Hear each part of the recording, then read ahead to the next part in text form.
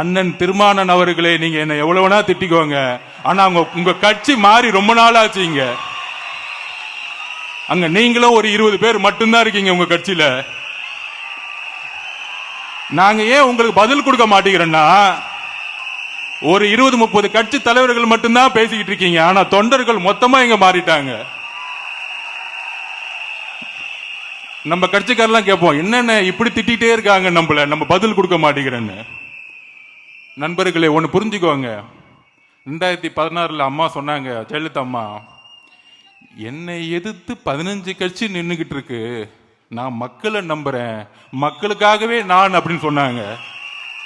16க்கு அப்புறம் வரலாறு திருப்பியும் உருவாகிறது. 2026 நம்மளை எதிர்த்து திமுக கூட்டணி கட்சி 13 கட்சி, அதிமுக கூட்டணி கட்சி 8 கட்சி.